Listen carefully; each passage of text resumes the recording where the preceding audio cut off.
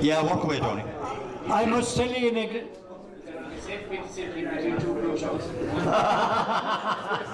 they'll squeeze into you, I tell you. I must tell you one story about Christy Ring, an experience I had with him.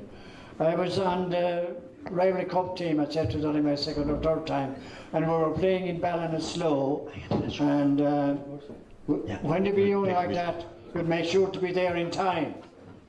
Went up to Ballinasloe, it was in February, and I was there, I say, about 3/4 of an hour, and when I went into the dressing room, Christy was going this time for his 17th, I think 17th of his 18 Railway Cup medals. But he never won an Oireachtas medal. There's one for question time now. But anyway, wasn't Christy already inside, togged out, on his own, and getting rubbed? The same day we played Connacht, and well, they gave him an awful hammer in the Galway full back line. They were worse than the Kilkenny full back line. But Christy, by God, he could hand it back. We won well, and we were coming out. There was a big crowd at the match, and they were all along the bank. And it was a very dry day in February, and there was all dust on the bank and everything. And we had to, Galway and Cork were not getting on from an altercation in the mid-50s. Bad blood between them. But we were walking out in single file. We had to walk out through the Galway crowd, you see. And they picked up the dust and they just start to throw it at Christy, you see. And he turns around to me, he says, "Jesus, Donie, right pack of fucking madmen."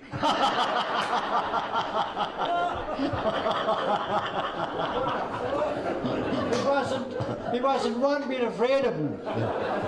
Not one bit. He would take them on, you know. That was him. He was some man. Thanks, Donie, for that. Well, as I said, we have the three lads here. We have Sean Kelly, Christy Coney, and Michael Lowry. Sean, we'll start with you. You have the mic in your hand there. Okay. Walk away there. It's all yours. Good morning, Donie. Good afternoon, and to everybody for coming. And I think that the pull up there is beautiful. It captures yeah, absolutely. Yeah. In his real determined, wonderful way. For me, I grew up listening to me hollow here. I never saw Donie or the great Tipperary team playing, but I felt I knew them all from listening to them and the great players they were. I knew all their names. So to come along afterwards and to be chairman of Munster Council with him and vice chairman was a great honour. But the first thing I want to say is that Donie was way beyond just doing the job. There was a great personal relationship with us, and I was telling them at home that I was coming up here this week, and my wife reminded me that when our kids were young, when I was chairman of Munster Council, when any of them had a first communion or confirmation, there was a card sent by Donie and Kitty. We'd have what we call a sheen toos in it for them, and they said to thank him for that. So that was the kind of guy he was. Yeah. A wonderful, generous person. Yeah. Always, and Kitty as well. So we had some great times together. I think particularly the Millennium Year, where I was chairman. I was looking at you there. We did a lot of things together. Donie, we started the awards, and they're still going, thankfully. Yeah. The Long Puck in Killarney, that's still going. And of course, the Millennium teams of the hurling and football. And we had to eliminate Donie from it, because that it was a fix. Yeah. But I remember one time we were talking there along about coaching and so forth. Pat Henderson has referred to it. We were discussing hurling coaching in the Munster Council meeting one night, and they were saying, what age should you really start coaching at? And some were saying 10 or 12, and Donie, I think, said about 4 or 5. And he said, if you don't start at that age, you know that you never really make a hurler. And I said, well, that's ridiculous. I said, sure. I started playing hurling when I was 30. And Donie said, and no wonder you're no fucking good. Good one. And he was right. But he was a great fella telling a story, and I remember one story he told us after the meeting one night about some guy here who went for election. His name was Tuts. And he had a lovely little catchphrase. That was in Ennis. What's in Ennis? He was no ifs and buts, vote for Tuts. Yeah. And somebody came along afterwards and wrote underneath it, it was probably Donie himself, you'd want to be nuts to vote for Tuts.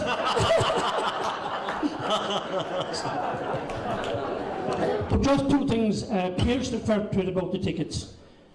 I mean, what Donie did, and Kitty indeed, and all the family did. We had no office that time. We had no staff. We had the tickets came in, and I remember one year there was a draw, as Pierce was referring to, and Donie had to do all the tickets within a week. Nobody took much notice of it. But the same year there was a draw, I think, in the All-Ireland semi-final. And I remember the media were writing, how would Croke Park be able to deal with all the pressure of the tickets? Now, they had staff, Donie had no one, and Donie did it, as well as the other games that were on in Killarney. So, phenomenal dedication, wonderful organisation. I think that should be remembered for him, because he was able to do on his own what maybe big staff found difficult to do. And the final thing I'll say, because the others want to speak as well, is I've noted this in recent years, and I remember saying it to Peter Quinn at the All-Ireland this year. I said, Peter, in all the years that Donie Nealon was secretary, I never saw him sitting in the Ardcora at a Munster final or a semi-final or anywhere. And he was inside in the belly of the stadium, he was working, making sure everything was there. In fact, the first time I sat in the Ardcora with Donie, Kitty was with him, Juliet was with me, was in the All-Ireland Camogie final. Sinead, you were playing in it, and Len, your daughter, was playing in Kira. When was it your first All-Ireland or first for many years? First in Croke Park. That was the first time I sat with Donie in the Ardcora. Every other time he was walking away quietly, unknown to everybody, making sure everything was organised. And that was the kind of dedication he brought to the job. It was an absolute pleasure to work with him, a lifelong friend and a wonderful hurler and a wonderful man. Thank you, Sean. Thanks very much. Now, Christy, you can take over. It's a bit dangerous sitting in between two politicians because you're not usually left with much to say, especially two Fine Gael ones. And Michael get Conference and supply. That's about the size of it, Donie. I'd like to be associated with a lot of what Sean has said. I suppose my best memory of Donie and his whole family, really, because the whole family ran the Munster Council. It wasn't just Donie. Kitty and the girls and the lads. They were all very much part of it, and the council wouldn't have survived that. I mean, Sean was right, without the support that Donie got his family. So, while we're paying tribute to Donie tonight, we're also paying tribute to his family for the wonderful support he gave everybody. Thank you, Christy.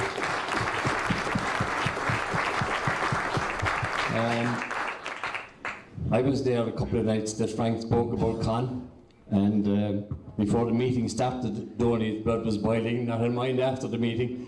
But the greatest tribute I can pay to Donie is his personality, his personal relationship with people, his ability to get the job done, and his ability to work with everybody. You didn't always have to love people to work with them. You had to be professional about what you do and do it. And Donie always did everything in the best interest of the council. And that's the greatest tribute I can pay to him. The standards he set, the relationships he built. And without question, everybody believed in Donie and trusted in Donie. And that's a remarkable tribute to be able to pay to anybody. If we could all live by that, we'd all be very happy. So Donie, well done, and thank you. Thank you very much, Christy. Thank you. Now we go to the other politician. No, Mike. He's a wise one on tonight. I was told a long time ago that politics and the GA doesn't mix, so I got to stay away from that. But first of all, can I say that it is a privilege and an honour to be here tonight in such distinguished company, and in particular to be here to pay tribute to a very special man. We have here tonight the giants of the GA and warriors of the past, and it's wonderful to hear the stories and to hear the compliments and the tributes that are paid to Donie.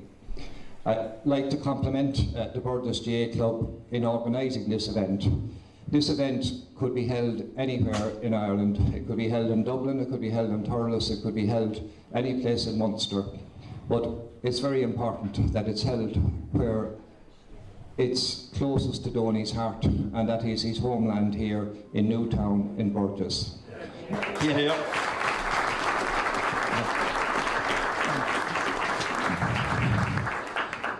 Sometimes I'm asked to address some students in school, and I think of Donie and people like him, because with Donie there's always this sense of place, this sense of belonging, this sense of home, this sense of parish, this sense of community, and this sense of being together and being there for each other in local rural communities, there in time of need, there in times of joy to celebrate, and in times of sadness to grieve with people.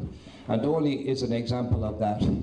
No matter where he goes, no matter where he represents our county, he's always a clubman. And what I love about Donie is, whether it's handball, and in particular the camogie team, I mean the contribution that he makes to the girls and the way he assists them and helps them and guides them is just such an example of his generosity of spirit. So Donie, we'd like to thank you for everything that you've contributed. And I would say the most important thing about Donie is everybody knows about his career and about all of the honours that he has won and the distinction that he's brought to our county. But I think the most important thing about Donie is Donie himself, Donie the personality. He's always very generous, very kind, very courteous, and very respectful of everybody. And from my personal point of view, I want to thank you, Donie, for your loyalty to me over the years and for the massive encouragement that you've given me at times when I needed somebody to encourage me. If you got a phone call from Donie, he certainly lifted your spirits. He put everything in perspective. Just two things finally I'd like to say. That is, I heard a story there tonight about the changing of the ball, whatever, 1991. Well, Donie was part of Babs's team. Remember when we appointed Babs as manager for the team, won for 17 years. We hadn't won anything for 17 years, and Babs and Donie and Theo, I mean, it was so refreshing to work with them and to see the professionalism and to see the commitment and the pride and the passion that they had for Tipperary hurling. What they had on the pitch, they brought to the dressing room. And the players listened to them, they learned from it, and they put it into practice when they got onto the pitch. So, but I remember 87, two incidents that I see the Cork guys here. In 87, as you remember, we drew in Thurles, and a massive decision to be made. Donie was secretary of the Munster Council as well.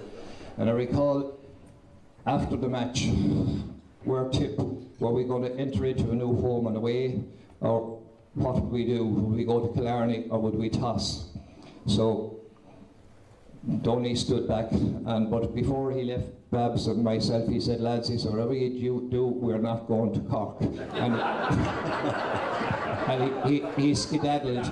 So myself and Tommy Barrett went back to Glasheen's for a drink. The match had been fixed for Killarney, we went back for a drink. The next thing was the door opened, swung open, and Dennis Conray, the late Dennis Conray, the door slammed back. Well, he reddened the place and said how bad it was of Tipperary and how treacherous we were to entertain going to Killarney. So we went to Killarney, and as you know, we won the replay, and that was probably one of the greatest days that I've ever enjoyed following Tipperary hurling. But my memory, I'll finish with this, but I don't want to tell you. My memory of 87 was three things. First of all, Donie at half-time, Babs handed over to him, and my God, you could hear his rasping voice at the top of the pitch. I remember Nicky English coming out after that speech that Donie gave and literally took the jams off the door. Second thing I remember about that match is before we went to the match at all, Tommy Barrett, a lot of you here, the GA people would know Tommy, and Tommy had a reputation for being very difficult to get a hurling from, and he certainly didn't let slitters go astray. And I don't think he deserved it, but Tommy had that reputation of being meagre with the hurleys and the balls. Of course, Babs has taken over. We have new jerseys, we have new blazers, we had everything you could possibly get, because Babs's motto was very simple to the players. I'll give you the best of everything. In return, I want you to give of your best to Tipperary. It was as simple as that. So he fulfilled his side of it. But we were down in Killarney anyway before the match, and Babs asked myself and Barrett to go up to his room. Nancy had vacated, and we went up to the room anyway, and he wanted to go through a few details before the game. Walked into the room anyway, and the bathroom door was open. I went in first, and I could see the side of my eye. I thought I saw something on the bathroom. Obviously it was private, I didn't. So Tommy said to, as part of the conversation, he said, Babs, he said, you need to get somebody under the ball with those puckouts that Cunningham have. So with that, Babs called him into the bathroom and he said, look, and there was about 30 balls bouncing in the bat, full of water. And he said, I'll take the sting out of his puckouts. He said,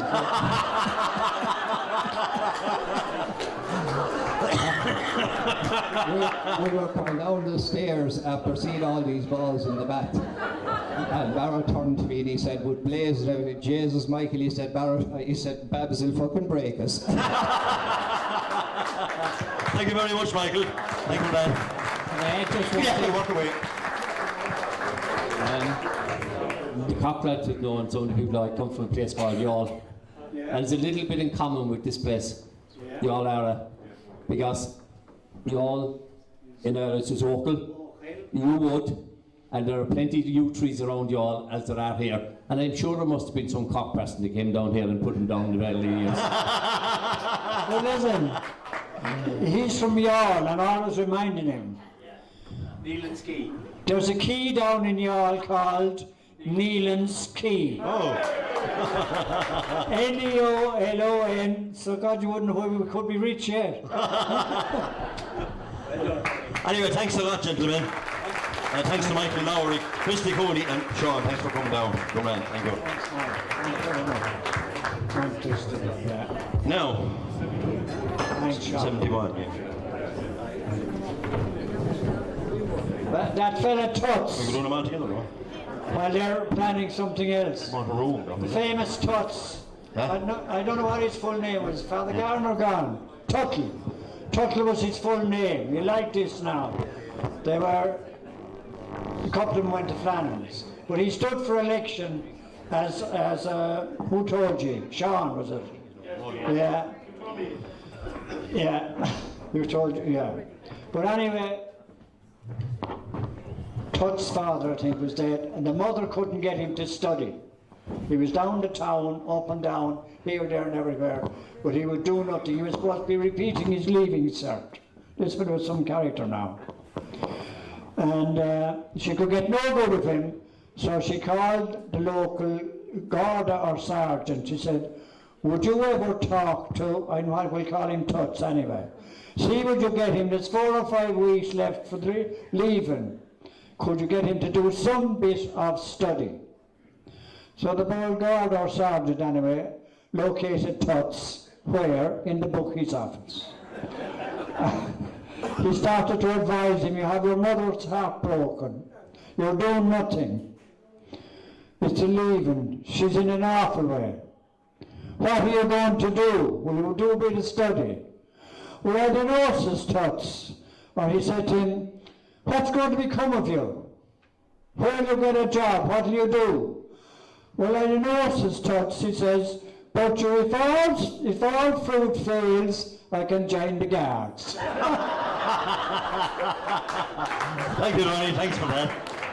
Well, now we move on to 1971, Tip won the Ireland in 1971. And of course Donie was part of it as well. And we have a few of the lads from that team here tonight. So I see Liam King is down there, so Liam, you could make your way up, please. We also have Nolan the Wild. I saw him there earlier on. And did we see somebody else? Anybody? Denny Ryan. Denny is down there. So lads, come along. And Len Gaynor, of course. Len was. Were you on that, Babs? Is Seamus Hogan there? Seamus Hogan. Is Seamus Hogan in the house?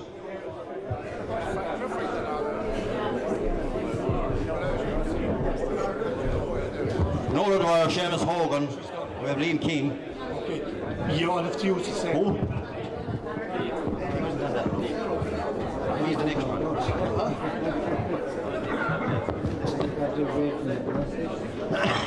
We can do more stories over there. Liam King. Come on, Liam. Come on. We won't be too hard on you.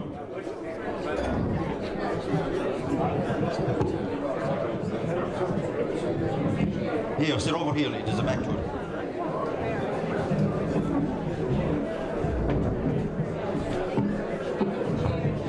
Is Seamus Hogan down there?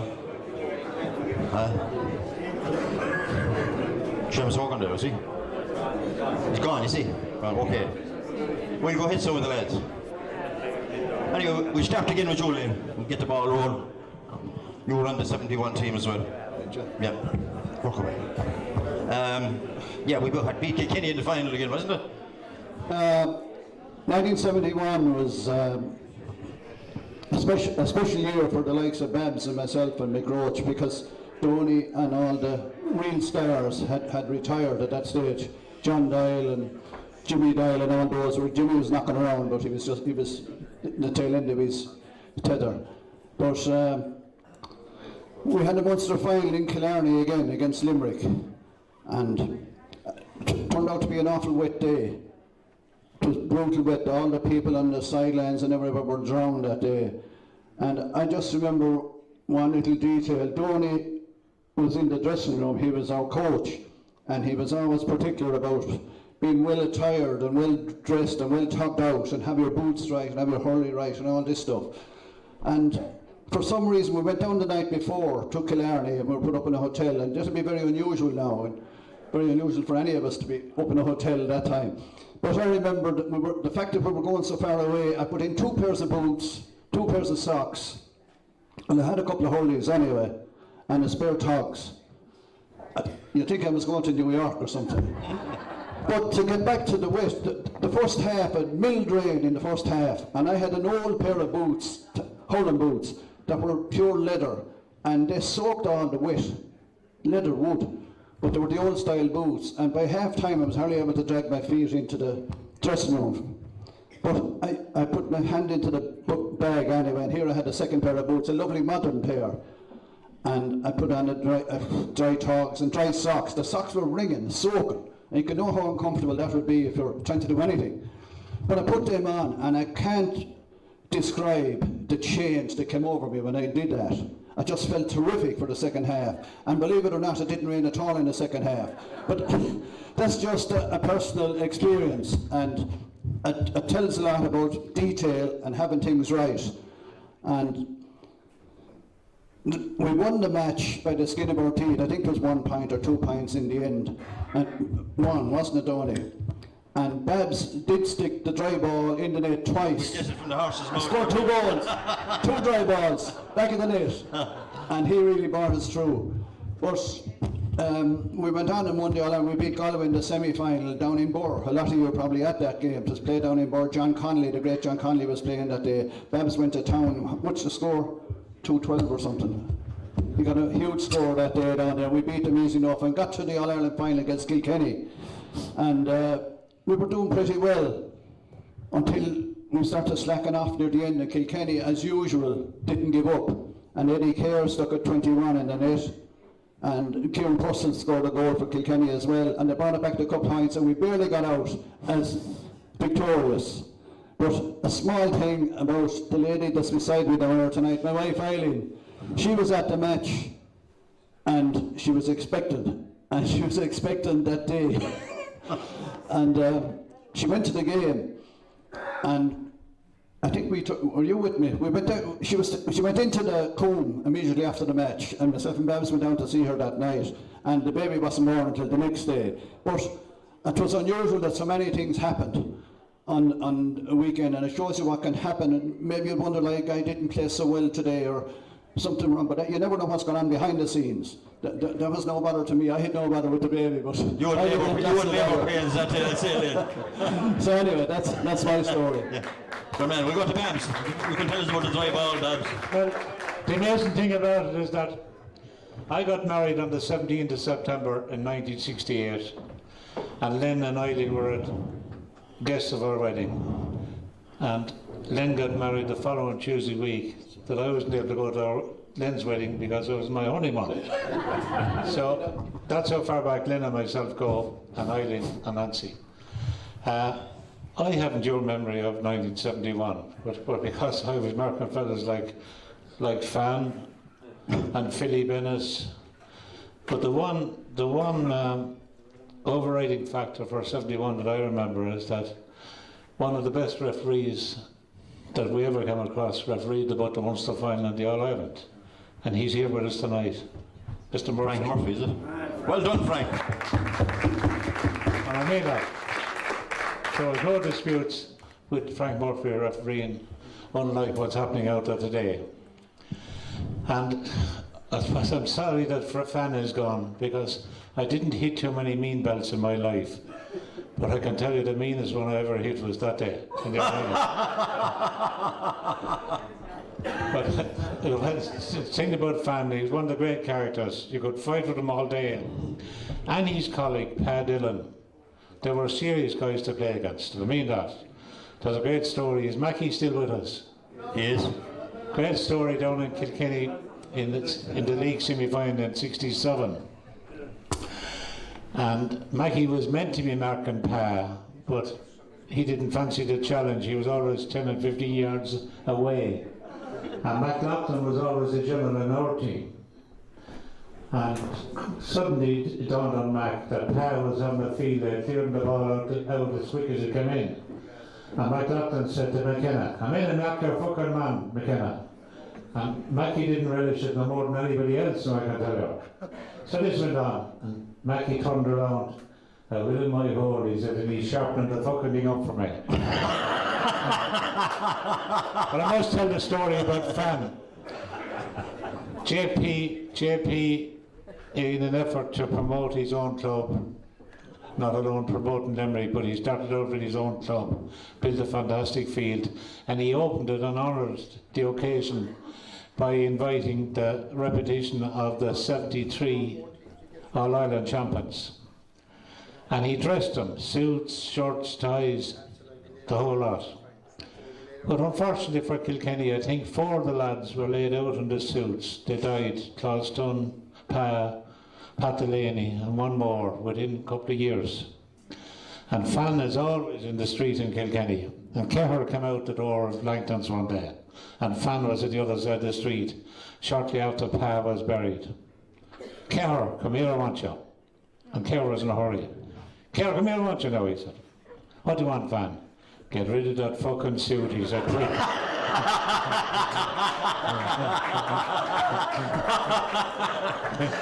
So look, as we said, as we're here to honour Donie tonight, it's a great occasion, Donie. As I said, we owe you, I mean that, we owe you so much, and I particularly owe you so much, that we can never show our appreciation to what you've done. And again, as I said, your wife, no, she was brilliant, Donie, even behind your back, because despite what you said about the tickets, you were fucking hard enough to get tickets out and all. And I had a way with Kitty, and she had obviously names that were acceptable to Donie. But she said, "Bob," she said, "have the cash for those now because he won't know." So I owe as much to Kitty, Donie, as you know, in certain areas. So Yeah, but that would be about your 10th time coming for him. So okay, I'm going to hand you over to my friend Denny. We will go. Man, Denny. Hello, I'm delighted to be part of this for Donie, a great man. He was a fantastic trainer, best I dealt with. I didn't deal with too many of them since I counted level because I wasn't there that long, but he was one of the best, and he trained my club excellent. He was a great man, and I'm delighted to be here to honour him tonight with his club, and it's great to see the Cork lads, the Limerick lads here, and very much appreciate they being here for this, because it's a lot easier to stay at home and like watch matches and But thanks, lads, for coming. I'm delighted to be here, Donie, and the best of luck to you. Thank you, Dini. Thank you. Donie. Before Liam speaks, I have to tell you something about Dinny Ryan's club. That I went up there for a few years to train, you know. Now,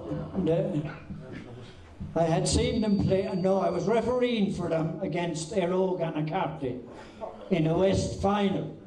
Mick Frawley got arrested. They couldn't get a referee in West Tipperary, and he asked me to go down and referee the West final. Who were you playing? Erog, was it? He doesn't remember because I had 6 put off within 20 minutes. Yeah, it made no difference. No difference. I could have finished up with 10 aside. They still kept walloping one another. Another one about Donie, and so they're a great family. We were playing a West final. Sorry, we were playing a West final against. Oh, they loved them. Kappa White. And the McDermotts and who else Donie. But anyway, I warned them to play hurling and not to get into rows. I begged them. I knew there'd be intimidation going and so on. So they promised me anyway. Now, Dinny's brother, Matty Cool, as you all know him now, Matty Cool was secretary, and I was beside him down one end of the field. Matt started anyway, helter, skelter, Walter was well anyway.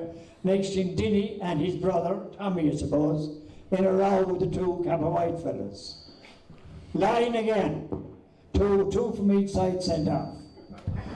We went into the dressing room at half time about 6 pints down. The fellas on the mountain were delighted with this. And about 30 of them followed us into the dressing room. God, lads, that's the stuff. Keep giving it to them. That's what they want. So, I couldn't speak to the team. I had to take them into the showers if they were there, or the bathroom that was there, to speak to the team. And I gave out holy hell to them. Now, I must tell you, the time you were in the row and you were put off, Matty decided to pay a visit in across the field. He never went without a hurling. And as he was coming out, he hit the corner back, a right welt with the head. Everybody's attention was at the far side of the field, far end. They never saw Matty doing this. But anyway, the Tracy's came out in the second half, and they gave the greatest exhibition of hurling they ever gave, and they won by about 18 points. But there was some crowd. Fair play to you, didn't it? How did you crowd, did it? But I went up to them first, you know. I was kind of, I said this because how I know they have a reputation. And I said, no, gentlemen, the last time I dealt with ye, or met ye, I had to put off 3 within 10 or 12 minutes. And they all went silent. But anyway, I got on fine up there. They're a good old crowd. I said Donie's just losing the small bit. He's not quite right and all that. No? Because we were playing a final of a tournament one night in Limerick. Before the match started, he called the 2 teams into the field, into the middle of the field, and he says, now there's 2,000 or 3,000, he says, here at this final tournament, that coming to see a big row. And Donie said, and he pointed at the 2 teams, they were all lined up, and he pointed at the 2 teams and he says, we want hurling this evening. And we played hurling, and it was a great game. And thanks again, Donie. Hello, Mr. Liam Keane. Well, I'm very thankful to the club for asking me up here tonight. Well, I never played underage hurling for the county. I was a very late man to come on the team. But I had always admired you, Donie, and the Tipperary forward line especially of the 60s, and you especially. And it was a great honour to me afterwards to be involved with a team that you were over with. And it has been, I suppose, the fact that Burgess being a small club, and for a great man to come from such a place, like Laura, to me, we're a very small club as well. And it was a great honour to make the Tipperary team and to be involved with you. And I'm very proud of that. Also, I have no stories to tell like those fellas here. I'm sure you have, Liam, if we don't deep enough. No, but listening to you talking about your refereeing and everything, and about all these rough games and fellas you put off, that's the only thing maybe I have against you, because I was one of the fellas you put off. Well done. And it would be unfair. It would be unfair of those of us that soldiered with Liam, and to say that he had no stories to tell. But I can tell you, the fellas that marked him had many stories to tell him. There was a strange, thank you very much, Liam, but there was a strange decision. Well, it was a decision that changed the whole course of the game in 1971. As I say, Killarney, teamy rain, we were 6 points down at half time. Well, I remember stressing at half time, that was 80 minutes, 40 and 40, that match. But a very vital decision was made at half time. Can you remember, Babs? Liam King came on at cornerback, and Roger Ryan, God rest him, came on at full forward. We would never have won that Munster final if that man hadn't come off, or won that All-Ireland. Here. Anyway, ladies and gentlemen, that's thanks to Liam King, to Len Gaynor again, and also to Donie. And we keep Babs because we're coming up to your manager's era, Babs. Thanks, Donie. Thanks for coming. Thanks for coming. Now we go over on to the era when Babs took over, 89 to 91, and we have some of the lads here tonight as well. Michael Cleary is down there. Who else is down there? Conor O'Donovan. Conor. Bobby Ryan and Aidan were there earlier, anyway. Yeah, Michael Cleary. Michael Cleary. Huh?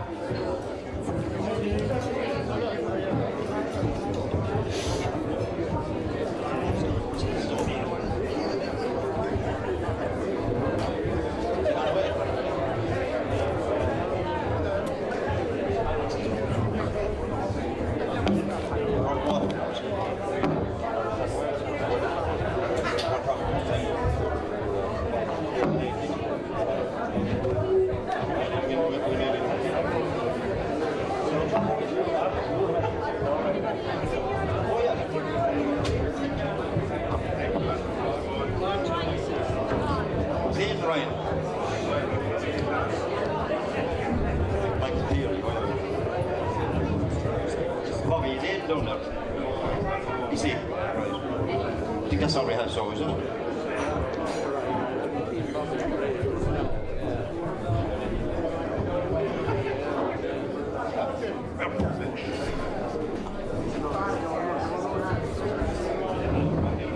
Now, lads, we move on to the 89 to 91 when Babs was in charge, and we got two wonderful All-Irelands and traces of many fine games. And we have the captain of the 1989 All-Ireland winning team, Bobby Ryan, with us tonight. So you're very welcome, Bobby.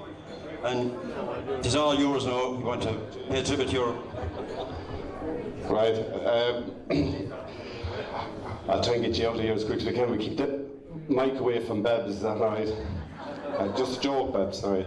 I'm delighted to be here. When I got the phone call to come here, I said, fair play, it's just one night I couldn't miss. The real truth is that very few people know this, that Babs didn't want me on that team in the first place. Sorry for Nealon, I'd never have been on it, so I owe you a fair thing, Donie.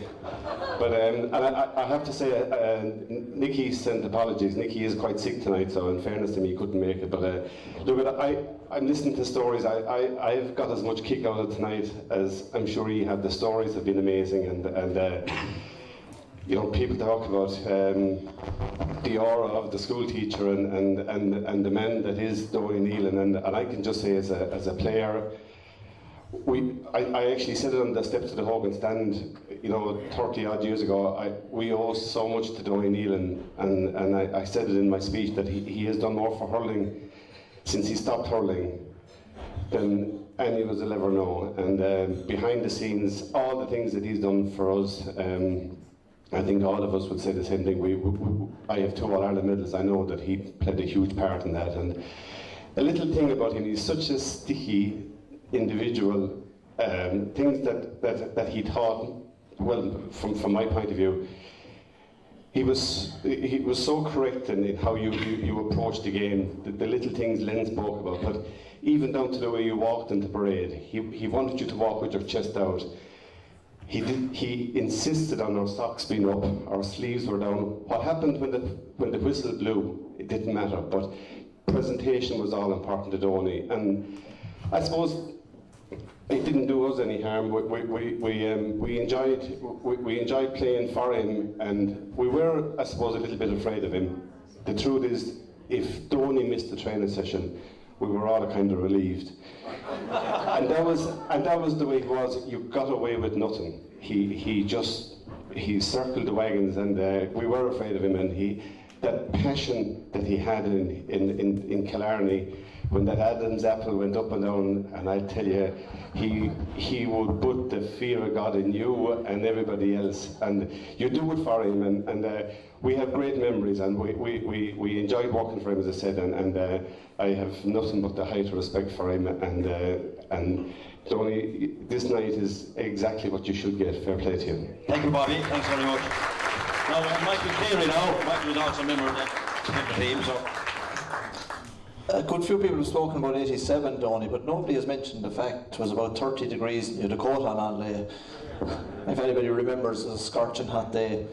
But one of my first, I wasn't long on the panel, and Babs, you'll probably forget this now, and Donie, he invited Conor and myself here to a game of golf down in Athenry. And it was a Galway fundraiser or something. So I don't know who referred to it earlier, that Donie is fairly methodical on how he approached the game. Len mentioned it, that even in training it was full on serious. So Donie is a very deliberate golfer, very determined. And after about the 4th hole, Babs was very keen to win, very determined to win down in Galway. Donie got a great par, got us 3 points, and next hole we're walking down the fairway and Babs turns to me. Jesus, he says, Donie's some competitor, isn't he? He says, you want to take note of that? So we're on about the 16th hole. It has started raining. The score is gone.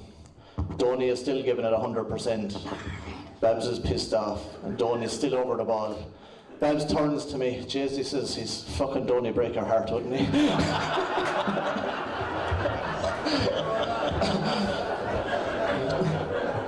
So, look, I just echo what everybody says. It's getting late in the night. It's a fantastic night to be here, and fantastic to know you, Donie, and learn so much off you, not just about hurling, about life, and thanks very much for everything. So, well done. Thank you very much, Michael. Thank you. Now, we also have Conor O'Donovan. Conor was full back in that team, and even though Conor was from Limerick, we don't begrudge him that all Ireland, but anyway, Conor, you're one of our own now. So, all up to you, Conor. I'm not surprised that I brought up, John. But actually, first of all, I'd just like to say thanks very much for the invitation to be here tonight. I was absolutely honoured to be invited out, and secondly, I didn't expect to be asked to say a few words. But listening to Pat Henderson there a little earlier reminds me that I have a profound debt of thanks to extend to Donie from 48 years ago. As some of you here will know, and as Johnny alluded to, I'm from County Limerick originally, a parish stroke club called Effin. And I'm not the only Effin person in the room here tonight. Oh, there's another Effin one, I don't know, Pat Carroll. The man over there, Pat Carroll, put his hands up. He's from Effin as well. And Pat and I actually go back a long way. The Carroll household, they're big farmers back in my day in Effin. just like the Carrolls here in Burgess would say, you know, big farmers. And I spent a lot of my youth growing up, if you like, on the Carrolls farm, particularly all my school holidays, helping out as best I could from about 6 years of age. And hurling was taught in the farm morning, noon and night. Okay, we'd be out in the meadow saving hay, they'd be talking hurling. We'd be bringing in the hay, they'd be talking hurling. At the dinner table, Jim Carroll, Pat's father, were all talking hurling. But Pat's brother, Mike, was big into the hurling as well. And he went on this coaching course to Gormanstown College. He was gone for the week. Gormanstown, that might have been New York or anywhere, just didn't know where it was. But at that time, we used to do a lot of hurling in the paddock, the right, Pat? And Pat and I used to hold the hurley the same way, like a hockey stick. Left hand on top, right hand on bottom. Now what I will say is Pat is a good few years older than me, so he was more set in his ways, shall we say, and he would use it for more than just hitting the slitter, maybe bringing in the cows, or as they say up here in North America, hurling spuds to ducks. But so Mike came back from his week in Gormanstown, and he was at the dinner table the first day back, and he was talking about one of the coaches there, Donie Nealon. And Donie Nealon described the best way to grip the hurley. So Mike took it upon himself to try and get Pat and myself to change our grip from the left hand on top to the right hand on top, okay? So he got to work on both of us, Donie, straight away, but he quickly realised that Pat was a lost cause. So he gave up on him and persevered with me and got me to change my grip to right hand on top and left hand on bottom. Now you can say, look, you know, later in life you realise what you achieved, you know, the way it works out, it's just meant to be or whatever. But I do know, and I fully appreciate, without that intervention, and the knowledge you imparted to Pat's brother Mike, I would never have changed my hurling grip. I would never have got to play at the highest level, and I certainly would never have got to play with Tipperary, Donie, and it's all thanks to you, and thanks a million for that. Conor, come on, thanks very much.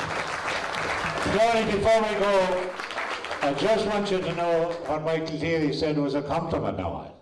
A compliment to your perseverance, because by Jesus you did persevere. And it will be wrong of Donie and myself, who are part responsible with Theo for these group of players here and their colleagues. And the best compliment I can pay is, after winning the All-Ireland in '89, we went to Florida and the Bahamas. And the last night sailing home to Cape Canaveral, the captain invited Nancy and myself to his table for dinner. I said, Jesus, what's this about?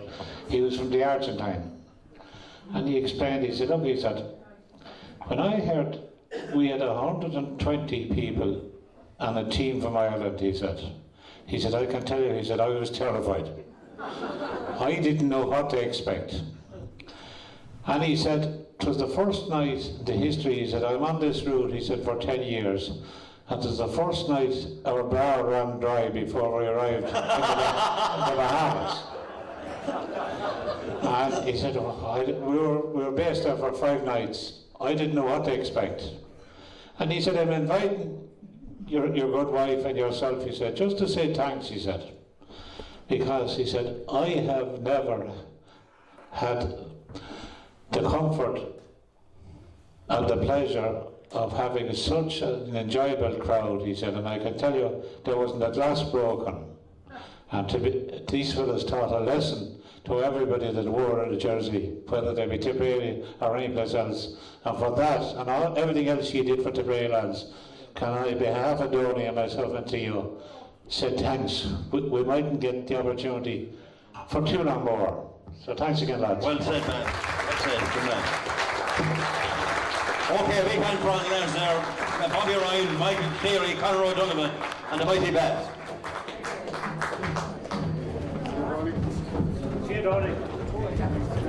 Mikey, who's? Okay, John. Man. So you were never shot for a horse. Yeah. Okay, John. Say your piece. Just on behalf of Tipperary County Board, I'm delighted to be here to pay tribute to Donie. And it's a great night, it's a great celebration, and a great honour for a great man.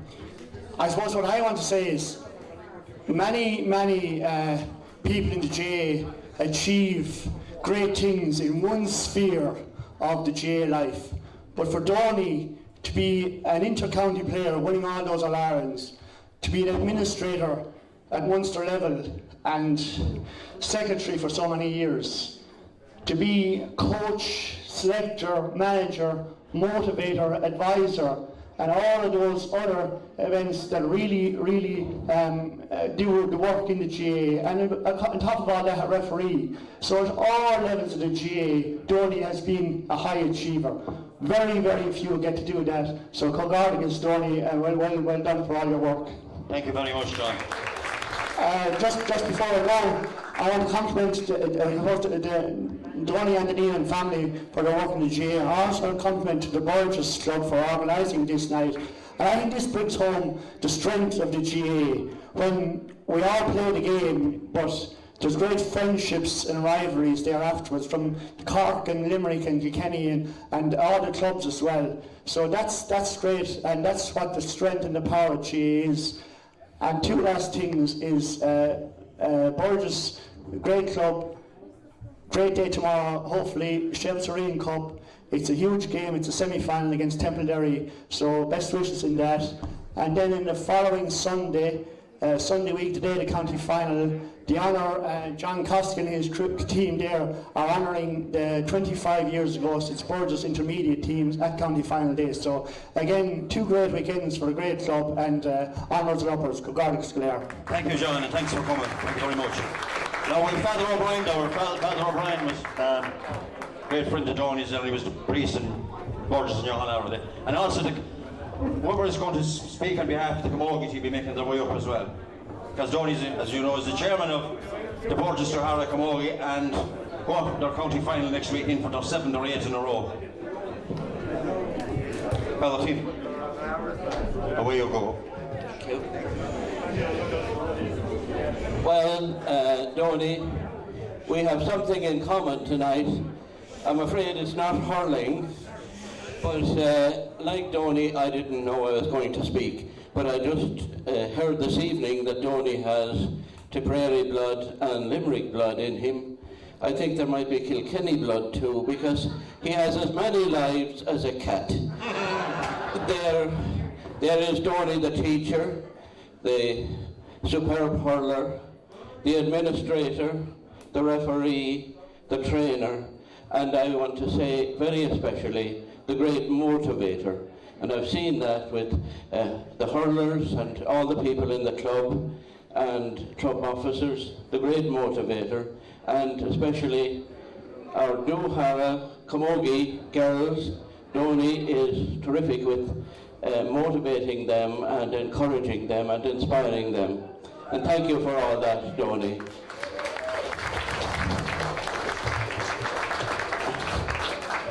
Just one other thing, Donie is a very important and a stalwart person in our parish and in our community. We often turn to him to speak on occasions. He is very generous with his time.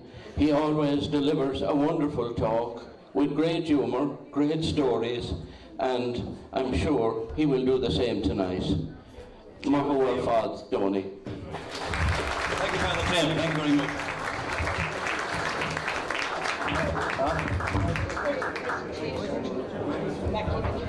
All right. Come on, drop the dress you there now. Okay, Jimmy. Sorry. Look, it's very hard. The people that have been here for me tonight, all these distinguished guests, I'm delighted to be associated with it from the Camogie Club. Donie, as you know, is the current chairman for the last, I think, nearly 10 years. I think it is at this stage, Donie. And And I've been his sidekick basically, which is a very handy job when Donie is the chairman. You never have to make a speech, so you can see I'll make this very short and sweet tonight. Just to give you a bit of background on the current situation, like as Burgess Duhara of the Camogie Club, it all joined up basically back around 2006, 2007, when we had the Burgess Camogie Club and we had the Duhara Camogie Club. And I know I came into this fairly late. I would have been, I am a little bit younger than most of the people here tonight, if I can claim that one anyway. But when I came into it, that was the situation, and obviously our kids all came along, and everybody wants to get the best for what we can get out of them and what platform we can put together for them. So we had a Burgess Camogie Club, and there was Duhara, and there was no real tie-up between the two. So a lot of stuff had to go on in terms of transferring players and all that thing. So look, we looked at it one time, and some great heads got together, and Donie being chairman of the Duhara Club, and I think I was put in as chairman of the actual Camogie Club. I think that was around 2006 or 2007 in January.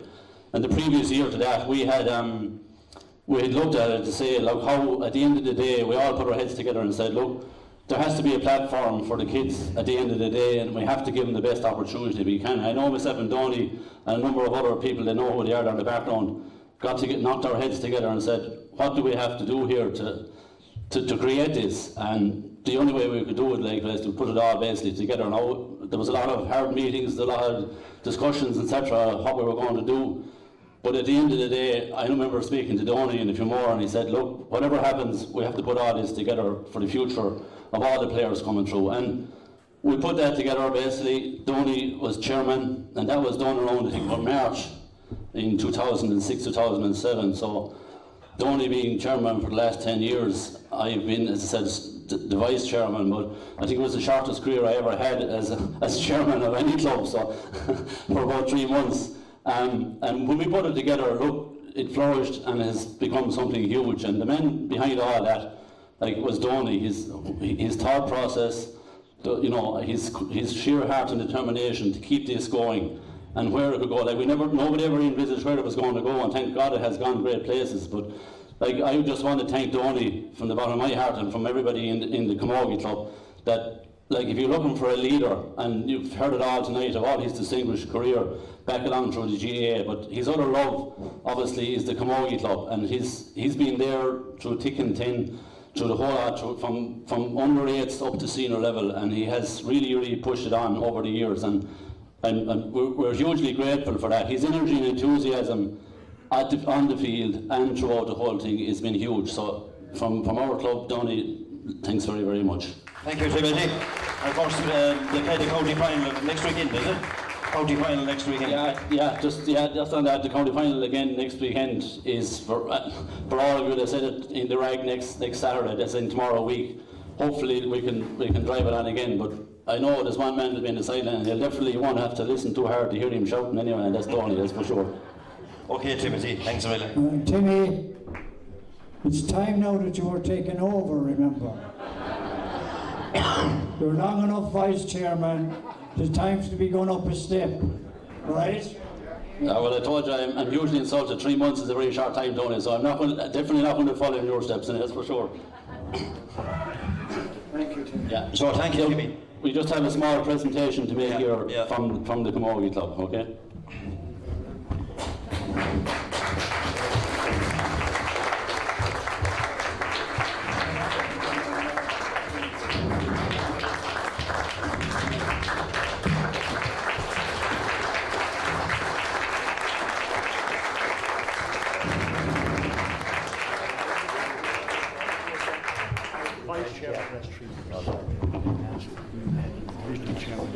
Now, this completes the Camogie business, does it?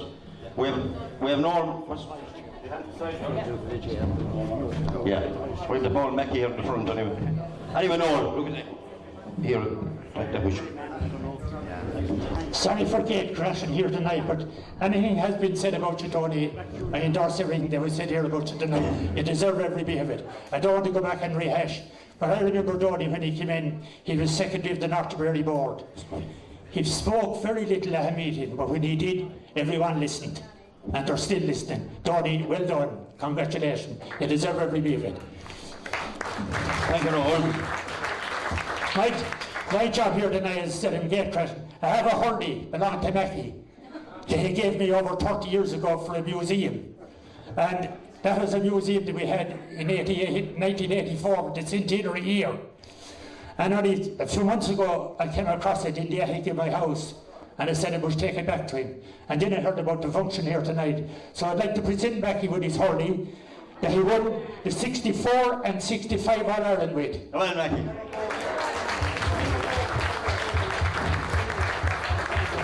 Now, there's a few chips missing off the top of it, and I'd say... Down the back of Pat Dillon's head. Poor Pat Dillon hasn't... He got heavenly home tonight, or maybe Dan Quigley or Tom Neville of Excellent 65. Mackie, you're hurley. Yeah.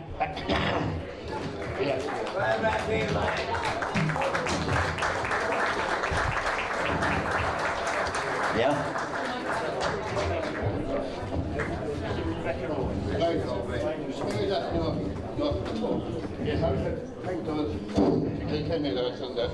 Keep up close, Mackie. So I have it in my left hand, I can't put both hands. It is great to be here tonight on this special occasion. And I was always delighted to play for Burridge. You won a county final with Burgess. I know. It cost me half a minute for the transfer payment, which is basically the grand first dollar. I'd like to say welcome to everybody, and especially old friends from Cork and Kilkenny. And there's a film, and it's just history here. Who did see that great cornerback, Jimmy Brogan? Yeah. The first match I ever played for Tipperary was below in Butterford in the final for sale of Fruitlands. And the postman, Martin Kennedy, said, and I said, where do I go? He said, you're playing corner forward. And I said, who am I on? He said, that Jimmy Brown chap down there, he said. Just I said, you know, I'd better put me on the left.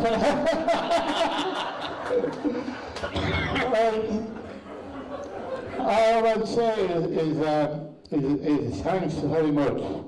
I'm sure to the credit to my brother-in-law, although sometimes he doesn't be too nice to me the way I was talking there tonight. No, I will say thanks very much for everything. And to the credit to see so many people here in a small lovely parish where Ireland always is up against the biggest. But they're still there in the morning and they'll be there in the evening. And I know it is fair credit to Donie, and he's a credit to this parish, and especially those girls that he turns in, and I think to the record in Camogie, if we did six All-Irelands, and not too many clubs, put 6 All-Irelands together in the game of Camogie. Give him a big clap there, there's nothing there. I say, right now, you know what you're talking about. Thanks very much, Nealon, and God bless. Thank you. Now, if JP McDonald is on there, JP is one of great friend of Donie's, good luck now. Will you come up, JP, there, just to say a few words? We're very nearly wrapped up, and I hope you enjoyed the night. And once again, I want to thank all the lads from Cork and Kilkenny and Limerick. Yeah, Limerick is only in the road.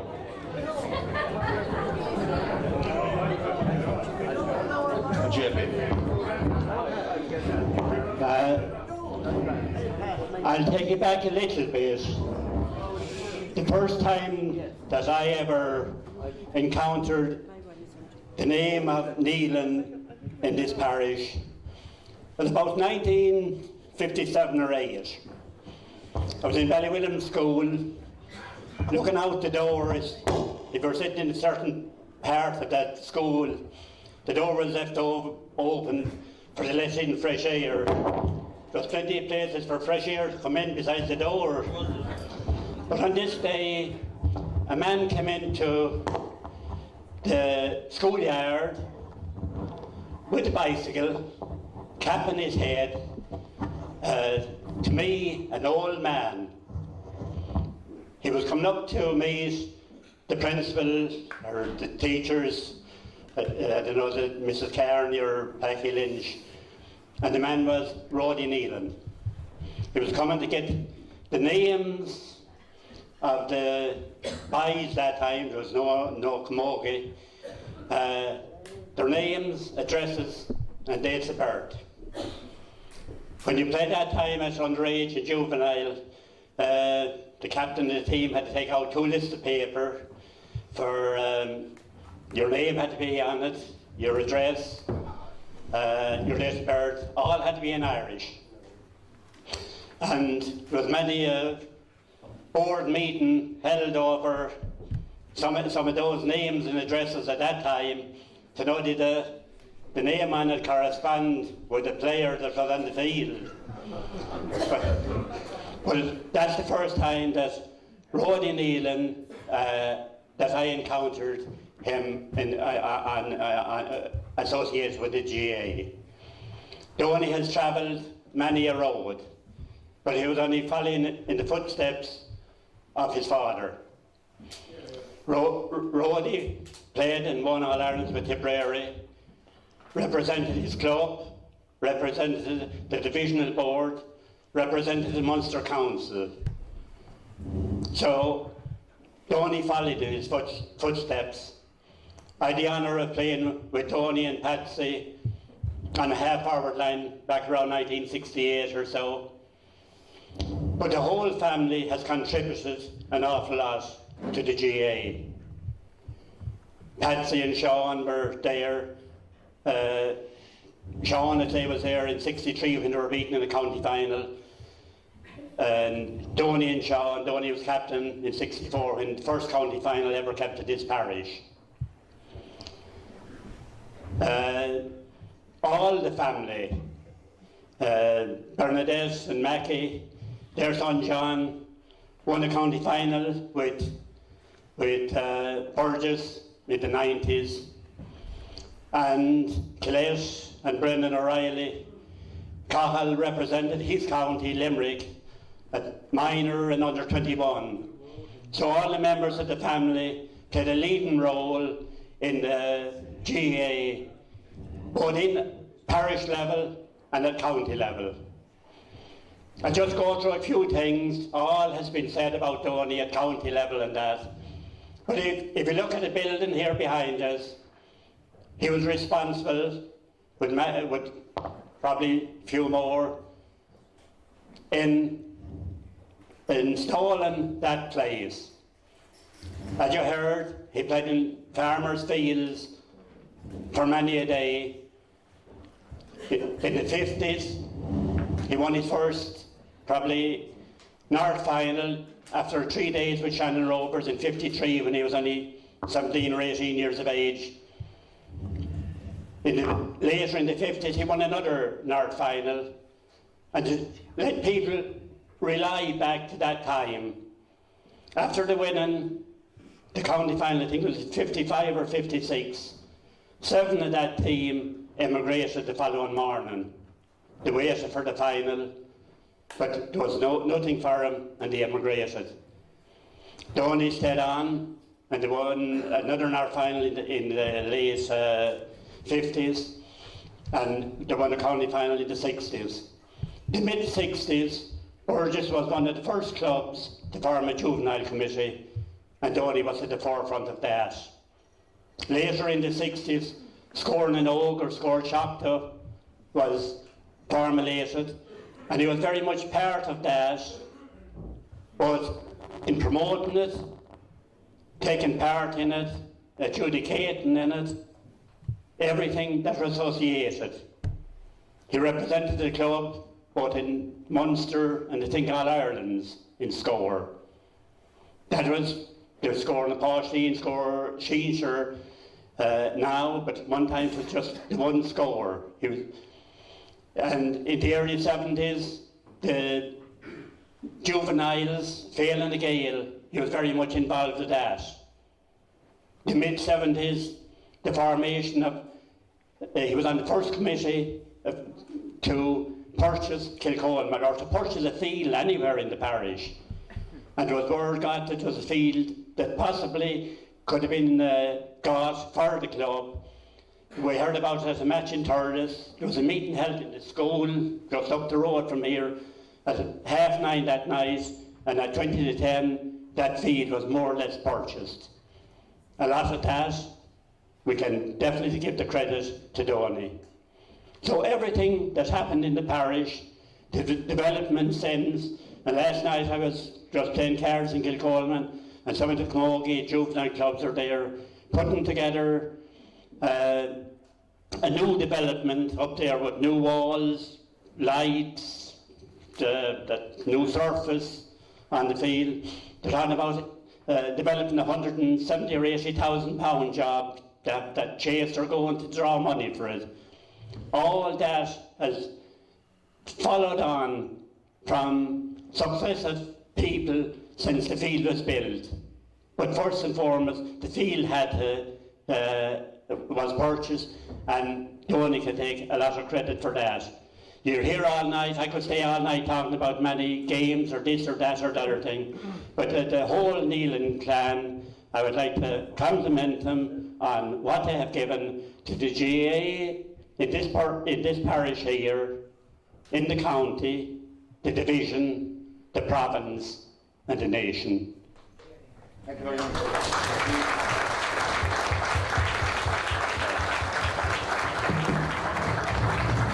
No mic. Okay, we're nearly ready to wrap up, but before we do, the Burgess Hurling Club want to make a presentation to Donie, and I just want to say what a great pleasure it was to be here tonight and to be at this occasion as well. Well deserved, Donie. Yeah. I don't know how I'm going to thank everyone, because it's like John Devan said there to me tonight, how did you keep it away from Donie? And I said, we were very lucky. I said, we were cutting Donie for the last 4 or 5 weeks because, as you know, we're being honoured on county final day. Our team won the county intermediate final in '93, and the county board was on to us to organise things and get a few things done.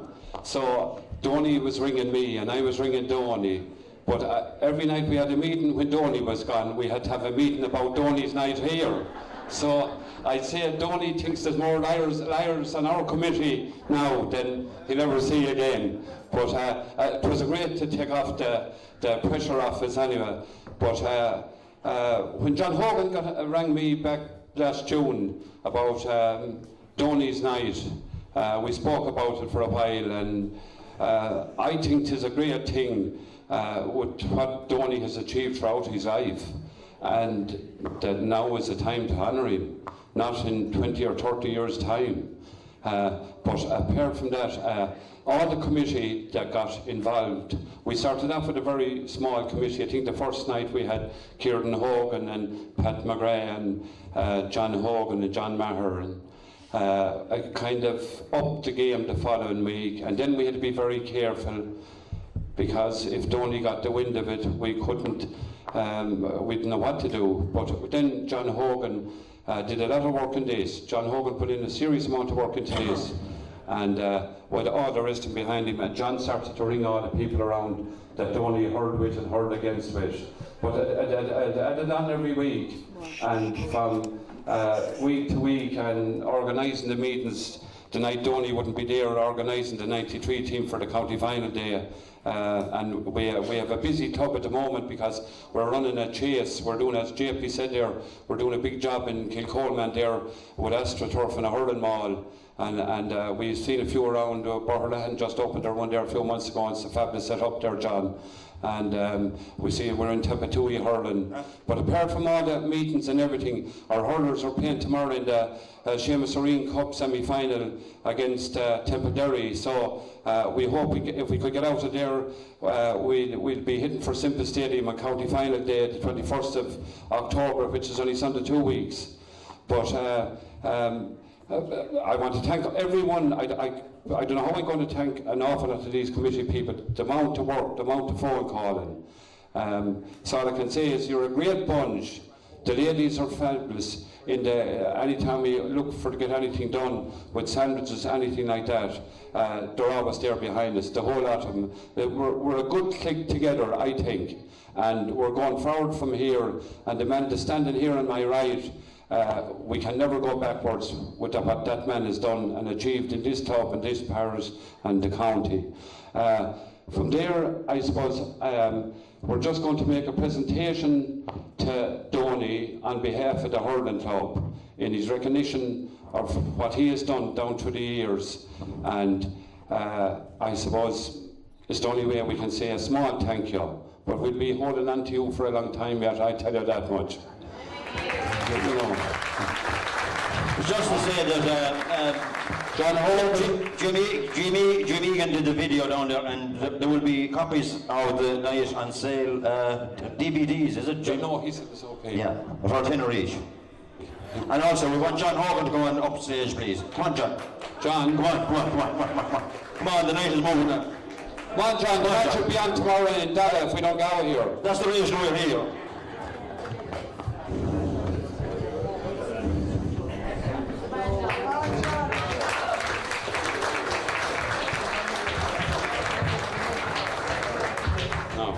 Want to say a few words? No words. No. We're going to make a...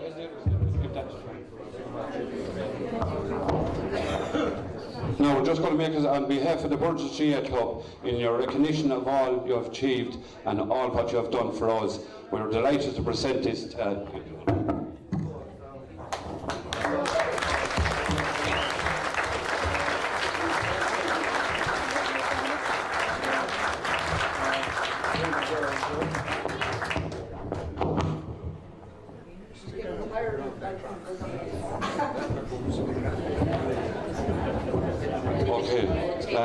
Just to let you know, there's loads of food down there, and I want to thank Bobby Reedy for the amount of work Bobby has put into this with us. Only for the likes of Bobby here, I don't know what we'll do.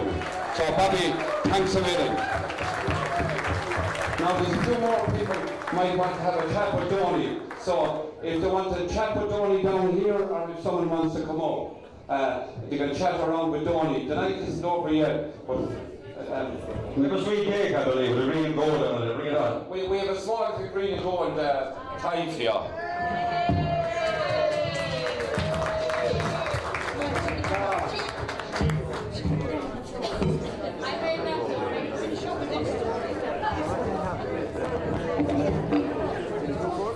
No, Donie, it's in green and gold, and there's a bit of blue and gold in it, so you have your sliotar in your two hurleys, you have the whole lot.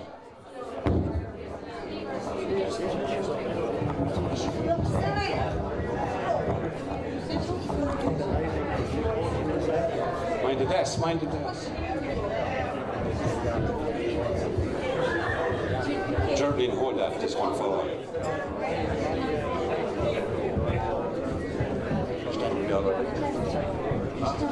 On top of it here. Yeah. No.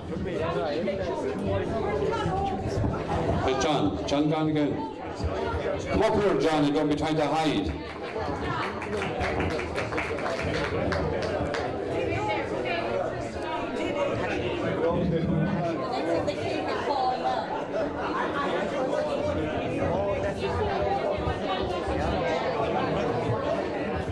The only thing, there won't be a slice for everyone in the audience. We're not like the late eight.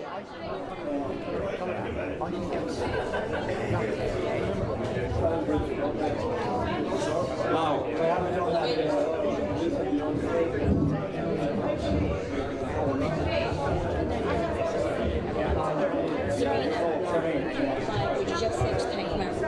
cake. Yeah, Donie, lovely cake. Thank Margaret Grace for making the cake. Thanks, Margaret. Margaret is always there when we want her. Donie got up fairly late enough now tonight, so I think I'm going to let Donie do a bit of talking. I'm fed up with this. I'll never be fed up with you though. Okay, Donie, thanks a million. I'm feeling a little bit better than when I came in. And where's John Hogan and the rest of you? I don't know whether to shoot you. But by God, you put a tremendous amount of work, the club did. You put a tremendous amount of work into organising this night. And I'm really, really thankful for that. And I wondered why Sinead was so anxious to come here tonight, you know. And she was telling me, will you hurry up? And so on and so forth, you see. And she didn't even tell me to put on my suit. But she looked up at me there a while ago and she says, at least you left off that old dirty pullover and put on a decent one. Now, I'm humbled, I'm grateful, and I can't, the journeys that people have made here tonight, from Cork, Kilkenny, Limerick, from many parts of Tipperary, and how the people have all got here, I'm really, just honest to God, it's unbelievable. What else am I to say? I look down here, there hasn't been much said in praise of, say, my own family. They're around here, the whole lot of them too. They're not so bad, you know.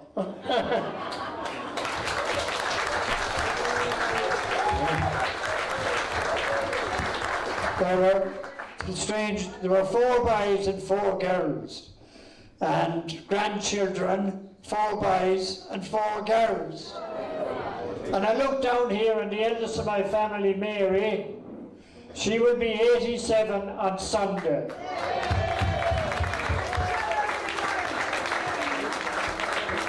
And the youngest grandchild has gone away, I think, has the same birthday as Mary. She's 9 next Sunday.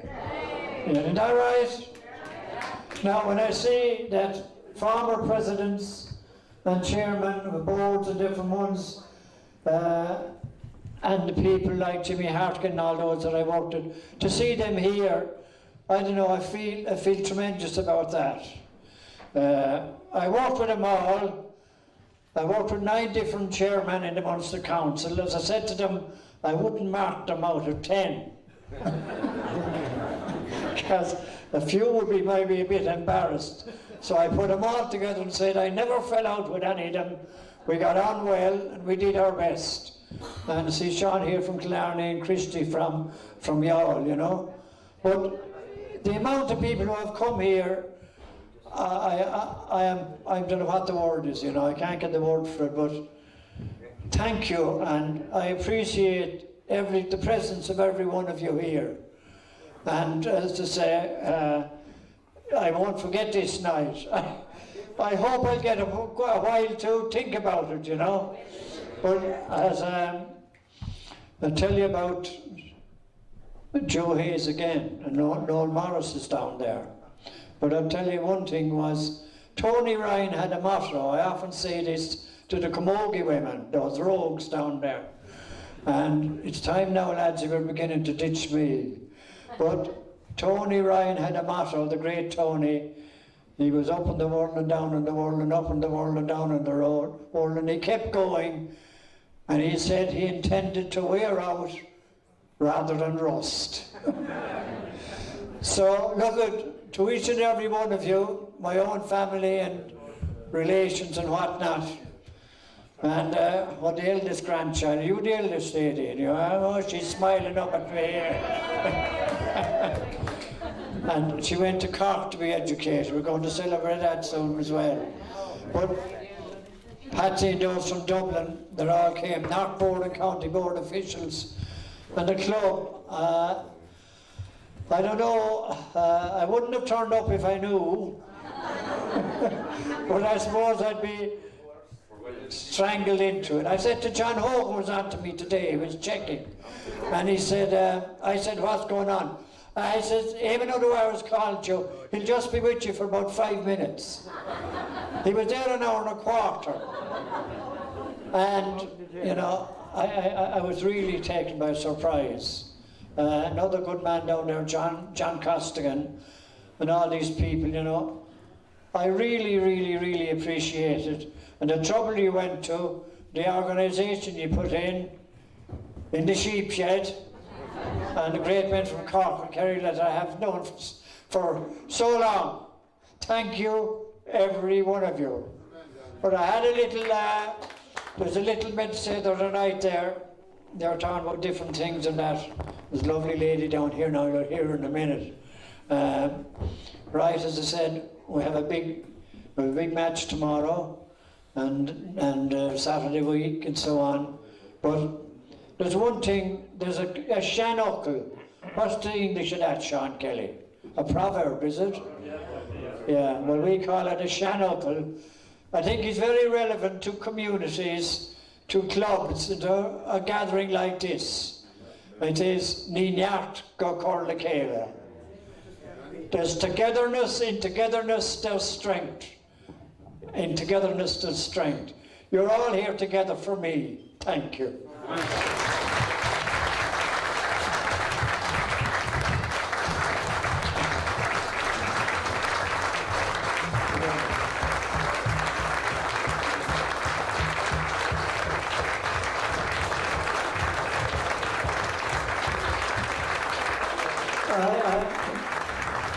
I only hope that I didn't make a fool of myself or let down the family. You know, but now look at here.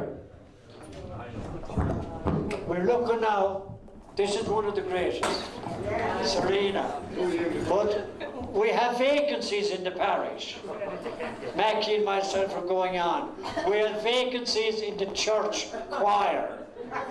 There's not many hands up volunteering for that. Hey, go ahead, Dolores. You're all well able to sing in Reedies and in Barry's. Now, but...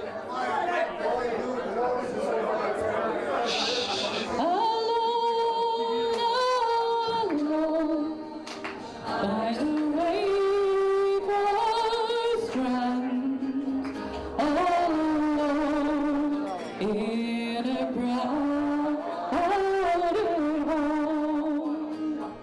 Though it is gay, and the waves they are round, but my heart is not here.